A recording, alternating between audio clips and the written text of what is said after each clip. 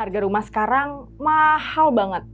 Kalau dulu kita mikir harga rumah 1 M itu udah dapet rumah yang kayak gini, ternyata realitanya di tahun 2023, rumah seharga 1 M itu dapetnya ya yang begini. Kebayangkan seberapa mahal harga rumah sekarang? Terus kira-kira gimana cara ngumpulin duitnya ya?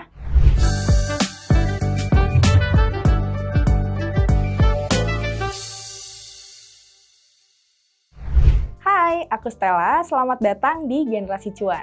Buat kalian yang lagi atau baru mulai nabung buat beli rumah beberapa tahun ke depan, jangan lupa buat perhitungin soal potensi kenaikan harga rumah setiap tahun. Soalnya, kalau kita lihat di data pertumbuhan harga rumah dari Juni 2022 ke Juni 2023 kemarin, ada kenaikan sebesar 2,2%. Bahkan, harga rumah non-subsidi di Jabodetabek sekarang udah start from 300 jutaan. Itu pun yang paling murah ada di Bogor. Kalau kita kerjanya di Jakarta, otomatis mesti punya budget ekstra buat biaya transport tiap hari. Nggak cuma rumah non-subsidi aja yang naik harganya. Rumah subsidi dari pemerintah juga naik.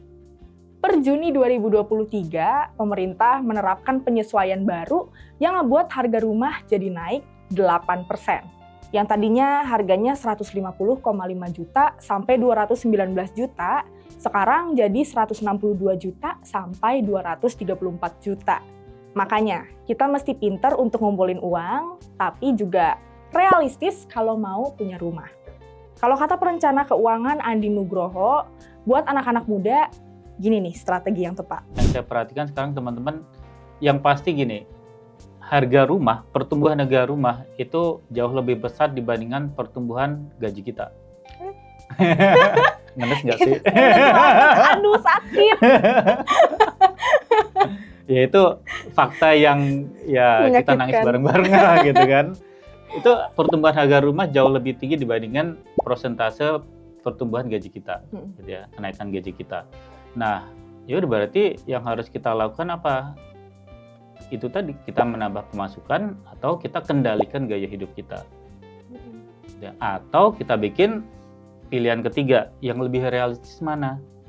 Wah, saya kalau ngejarin buat DP aja berat banget. Ya udah berarti nggak usah ngejarin punya rumah, ngontrak dulu. Masa iya mau tinggal di jalan, kan nggak mungkin kan? Yang realistis mana dulu nih gitu kan? Ngontrak ya memang mampunya ngontrak, gimana dong? Iya. Gitu. Ngomongin soal beli rumah, aku sempat nanya-nanya ke sejumlah anak muda di Jakarta soal target harga rumah yang mereka mau beli. Nah, 2 di antaranya bilang kalau target rumah yang mereka pengen beli ada di harga sekitar 500 jutaan sampai 2M. Nih kata mereka. Target beli rumah yang harga berapa? Buat sekarang sih yang aku udah lihat-lihat itu di harga 1,2an sampai 2 gitu. Okay. Target beli rumah di umur berapa? Planning aku sih di umur aku 26 tahun, seenggaknya itu aku udah bisa DP atau udah nyicil lah gitu. Target beli rumah yang harga berapa? 500 ke atas. Pokoknya budget 500 aja. Di daerah mana belum tahu ya? Kalau daerahnya sih belum tahu sih, fleksibel, tergantung nanti kan harga rumah kan emang naik terus ya. Jadi tergantung lokasinya di mana sih, nanti bisa menyesuaikan. Oke. Target beli rumah di umur berapa? 28, 29-an.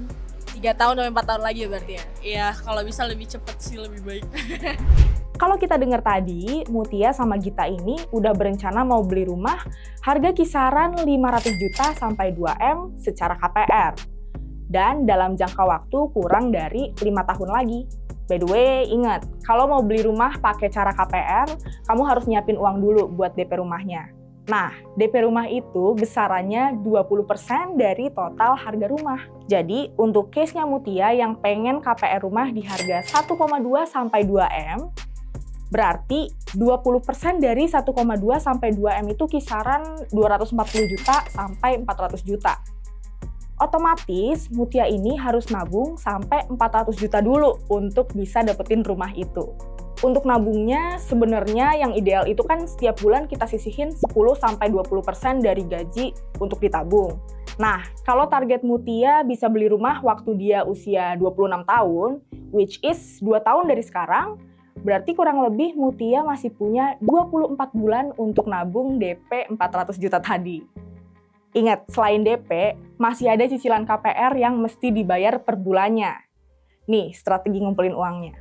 Nah, ini masih balik lagi nih ke si Kak Mutia tadi. Berapa sih jumlah yang harus disisihin untuk ngebayar cicilan rumah kalau misalnya dia mau ambil KPR entah jangka pendek atau jangka panjang? Oke, berapa yang harus disisihkan? Nah, ini kita tinggal kembali ke si skemanya cicilannya kayak gimana KPR-nya. Itu tadi makin pendek jangka waktunya, tenornya, misalnya 10 tahun gitu kan. Itu berarti cicilannya akan makin gede. Jadi misalnya harga rumah 2 miliar itu mungkin cicilannya bisa sekitar 20 jutaan lah ya per bulan gitu kan. Oh, ketika dipendekin jadi 10 tahun mungkin jadi naik jadi 25 juta. Tapi ketika dipanjangin jadi 20 tahun mungkin malah justru berkurang jadi 15 juta misalnya kayak gitu. Kata kuncinya realistis itu tadi gitu ya. Artinya di mana kita pengen, iya betul, kemauan kita iya, tapi kemampuan kita juga harus diukur juga. Nah, untuk Gita yang punya target beli rumah seharga 500 jutaan dalam jangka waktu 3-4 tahun lagi, gini nih strateginya. Nah, ini si Mbak Gitanya nggak nyebutin ya berapa income-nya beliau ya, gitu ya. Iya. Cuma dengan harga rumah 500 juta, berarti kan untuk DP-nya adalah 20%-nya sekitar 100 juta, gitu ya. Dan kemudian untuk harga rumah 500 juta, tebakan saya untuk cicilannya bisa 3-4 jutaan tiap bulannya gitu kan. Nah, berarti misalnya ternyata Mbak Gita udah punya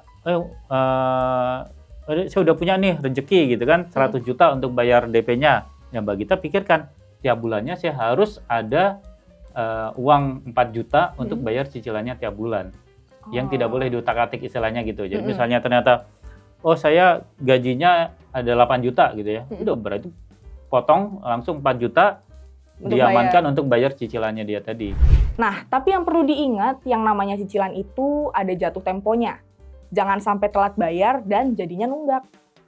Karena kalau cicilan KPR nunggak, risikonya bukan denda lagi. Tapi rumah kamu bisa disita sama pihak bank.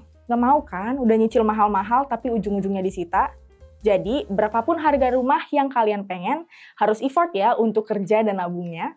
Entah itu pindah ke pekerjaan yang gajinya cukup besar, sehingga uang yang ditabung semakin banyak, rajin cari side income, buka bisnis, atau kalian bertahan dengan pendapatan yang sekarang, tapi banyakin nabungnya. Cut pengeluaran nggak mendesak kayak jajan di luar, ngopi-ngopi, dan segala macam. Ayo, siapa nih yang abis nonton video ini langsung berniat mau ngumpulin uang buat KPR? Atau justru ada yang udah punya tabungan khusus nih buat beli rumah? Coba komen ya! Semangat buat kalian semua yang lagi usaha buat nabung beli rumah. Makasih yang udah nonton sampai habis. See you di video Generasi Cuan edisi lainnya. Dah.